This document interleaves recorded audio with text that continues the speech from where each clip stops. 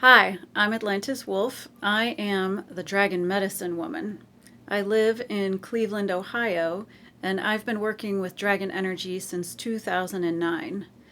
Now, some people come to dragons over a lifetime or over an event. Some people see them in clouds or in lakes. They will sort of see them everywhere that they look. For me, although that is true now, at the moment when all of this began, I had no connection to dragons. I didn't grow up with them in the family. I didn't have any kind of childhood connection beyond I thought they were cool, but I also thought that unicorns were cool and fairies and gnomes, and to me they were all equally magical and cool. But one day I was on the phone with my dad and I was getting ready to go on a trip. And it was a trip where he was going to be there and he was going to leave the house where I was going to be staying with my kids, who were very small at the time. They were about 4 and 6 years old. And I was divorced, so it was just going to be me and my kids. And my dad has a very controlling nature, and we were leaving in a day or two, and he had been controlling and asking and sort of scrutinizing the trip, which originally was going to be for a whole week, and had been sort of, well, maybe I should stay there when you get there, maybe I should come sooner, and maybe, until in this conversation, while my kids were upstairs asleep, I was downstairs in the office, sort of in a side room, and he said, maybe I'll just leave 2 days early and come back 2 days early, which would mean that week would be turned into a day and a half for me and my kids after not having a vacation or any kind of time off and owning my own business and being in grief because my mother had died the year before and sort of just feeling very ground down to nibs, working hard, trying to get everything pulled together for this trip. And it was sort of that last straw. And because he's been like that my whole life, I became very small as a teenager. My energy was pulled in, I was very quiet. And so it was sort of this moment where, after being crushed over and over and over for years and years, even after being married and having a house and kids, when he said that, maybe I'll just stay, it broke something. And I had this experience of feeling like there was a red dragon coiled around my hip bones, but not outside of my body. It felt like it was inside my body. And it was this feeling of coiling and spiraling. And even though I had my eyes open, I could see into the spiritual realms, into the other side behind the veils. And I could see that it was not only coiling, but it was sort of opening up and getting bigger and coiling up and around inside of me. And it was hot. It was hot. It was on fire. It had red scales. It had green eyes. And it was coming out. It was birthing through me. It came up and it came out my mouth so in such a physically hard, like incredible sensation that I actually tipped my head up to let this energy come out of me, and I yelled at him. But it wasn't a yelling that had only emotion or only a judgment of, there was no you involved.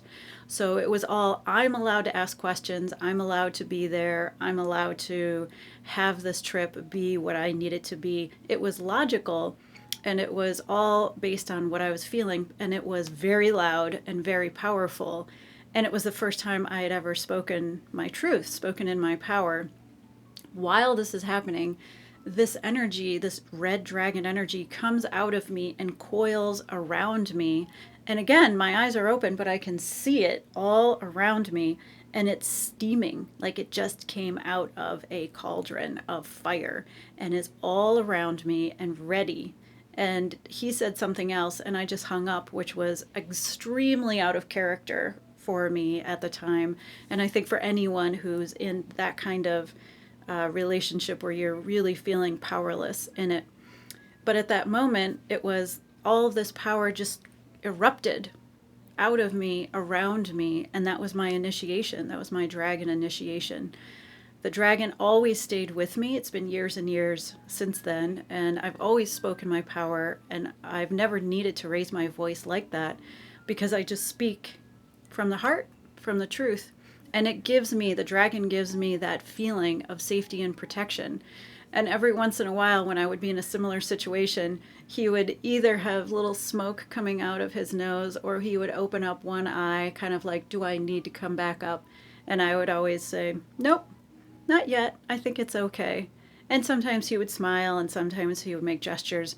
So it also initiated me into seeing through the veils. So I can see dragons. I see dragons around me, around people, around different bodies, sort of like we were talking about, like lakes or mountains or things like that. I see them in the land, in the water, and I also see them in meditation when I close my eyes and I look out into the field, into the dragon field. I can see them all around me. So that brings up the next question. What does a dragon medicine woman do? What does that mean? Well, it means two things. So on the one hand, as a professional healer, I'm a licensed medical massage therapist, an emotion code practitioner, a shamanic breathwork facilitator, a cacao ceremonialist. I do fire ceremonies, I do drumming. I have all these different modalities to help heal people, to move them through pain, physical pain, emotional pain, psychic pain. This is all my territory. This is my business. This is how I bring my gifts into the world. Whenever I'm helping someone, if I put my hands on them or if I'm meditating with them or holding a session for breath work with them, I will close my eyes and ask the dragons to come in and help because they eat energy. So the negative energy that's coming off of us, the stored emotions or the old bindings, it's easier to release to the dragons because they know what to do with it. They know where to take it. They know how to make it food. They know how to transform that energy. What is not serving us is absolutely serving either the dragons or an entity or being that the dragons have an alliance or have kind of a friendly exchange with, a relationship with. So I see them come in. I just ask for a volunteer. There's different volunteers all the time. I open the portal, let them all come in, decide who wants to be there. And it's like a feast for them. You know, they're just, it's a banquet. It's just an absolute delight. So I make sure that there's enough for all of them and split it up. And it also has to do with the dragons themselves. So when dragons are hurt, they will show up in my meditations. When there's an injured dragon, a dragon that's had bindings around its legs, or maybe it's being ridden by a demon kind of a being. I don't like to use that word, but like a dark being. They will show up in my meditations. They will come to me as soon as I close my eyes and just appear. And then it's up to me to kind of work with what's happening and then say, okay, I can take them to a place. I have a place where the fairies can help them, where they can ground. It's a safe place away from all the darkness that's just for them that I created. Or I can work through the locks or the bindings, whatever is there that they need help with, which of course I do by asking for help, asking for other dragons to come in, and just kind of working through what needs to happen.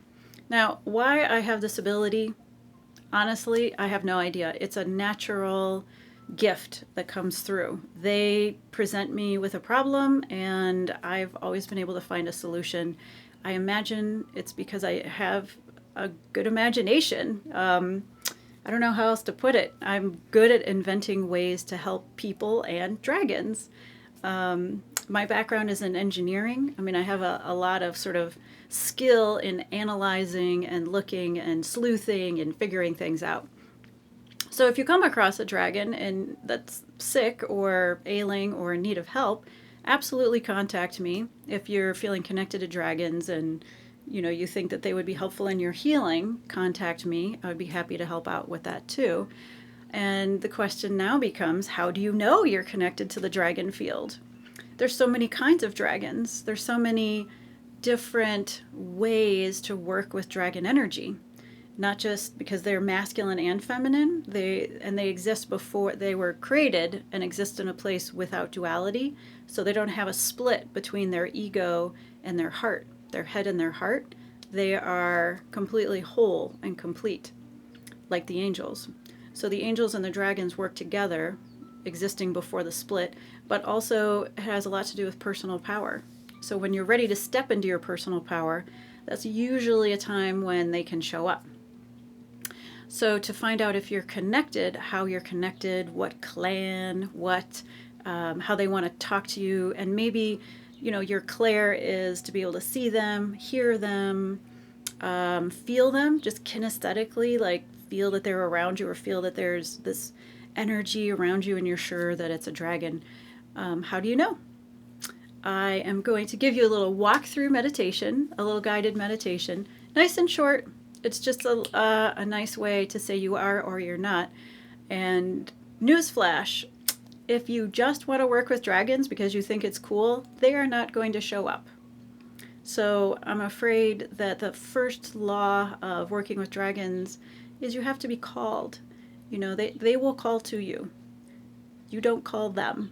That's just not how this particular magic works. Maybe other ways of magic also are like that. I don't know. This is what I know. But one of the things that is absolutely certain, they call you. They will come into your life. They will present themselves to you. They will show up in different ways and over and over and over. And then you accept the call.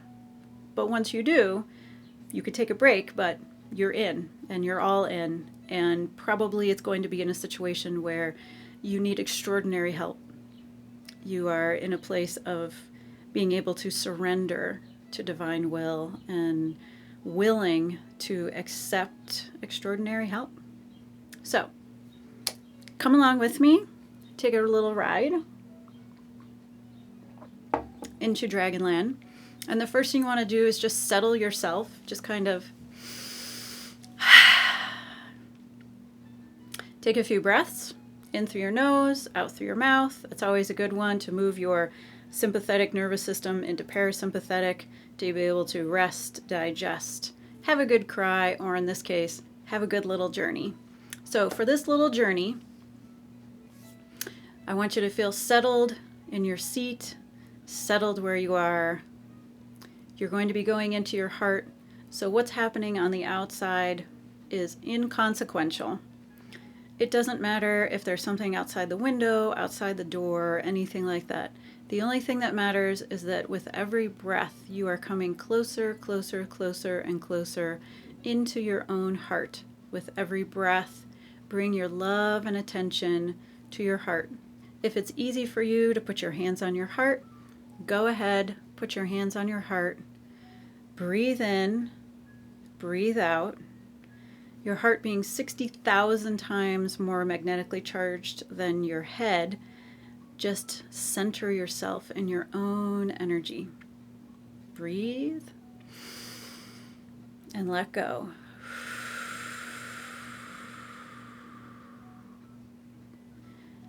You can keep your eyes closed or you can open them. But I want you to imagine your imagination being by far the most powerful gift that you have. Imagine that you and I are walking in the woods. We're walking down a path together. It is a glorious day outside. It's not too hot. It's not too cold. Not too breezy. Not too sweaty. Not too humid. It's just right. We're walking on a path.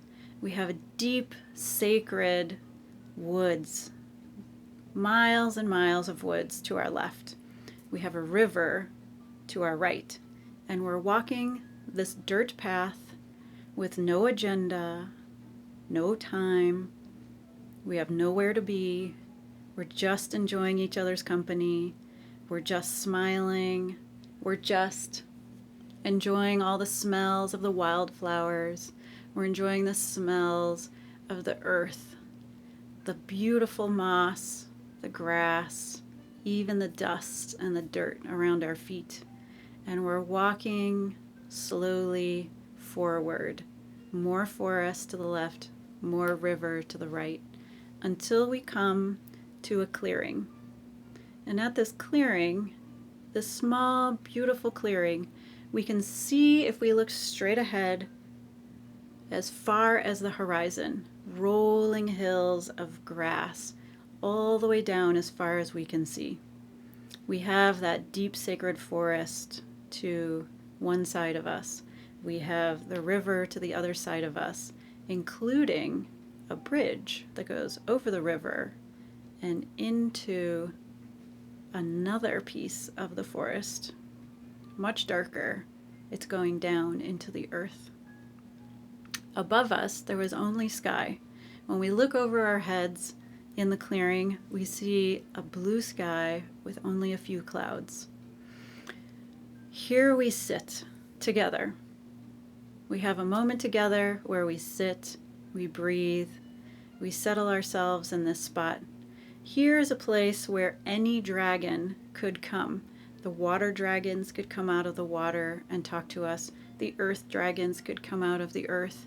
The forest dragons could come out of the trees with the fae, with the gnomes, with the invisible people.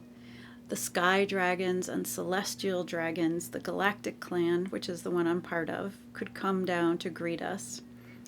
And we have so much time that all we need to do is sit here, wait for one to come.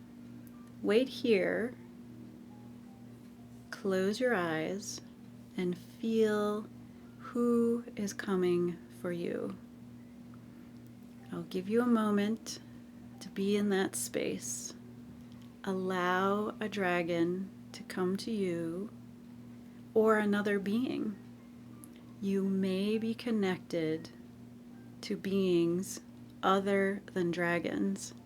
They may be just leading you to this place so that you can meet other beings. So I'll hum for you and let you have a moment to explore this space right here.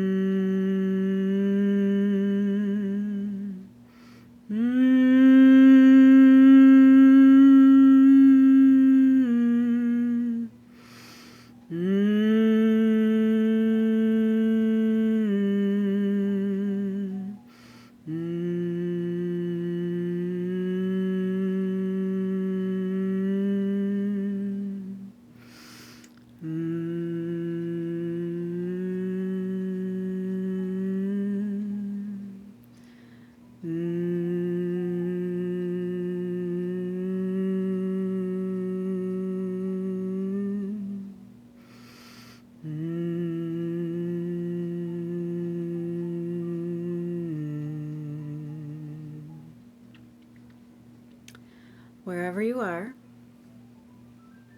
allow that to close like a flower and pick it up and hold it in your heart. This now belongs to you. The experience you just started, it belongs only to you. Put it in your heart, knowing you can open it up at a later time. You can take your own walk into the woods. You could take it to the ocean. You could take it to a quiet place, anywhere, and open it back up again and continue this journey. You can drum with it. You can rattle with it. You can hum with it. It's completely up to you. Take this inside and know that whatever message you received is just for you.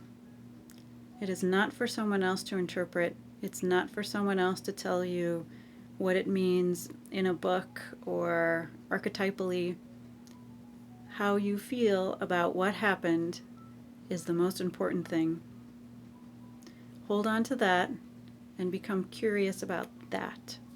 Allow that to inform your next move as you begin your journey with the land of dragons and all their allies.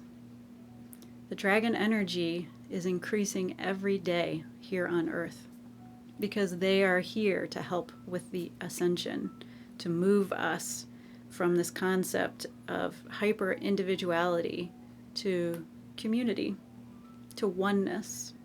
They are here to help us shake off all of this programming and move into what we all remember, which is being one connected web of life. And as we remember, we become quieter, we consume less, we produce less, we spend more time in nature, we spend more time in service to the planet. If there's anything I can do to help you on your journey into the dragons, into your heart, into drumming, into any of the practices that I talked about today, please reach out at any time. You can find me at atlantiswolf.com. You can email me at dragonmedicinewoman@gmail.com. You can go look at my YouTube page. You can check me out on Instagram. All is here. Everything that I know, everything that I've learned is here for you. I'm Atlantis Wolf, and I believe in you. Thank you for listening.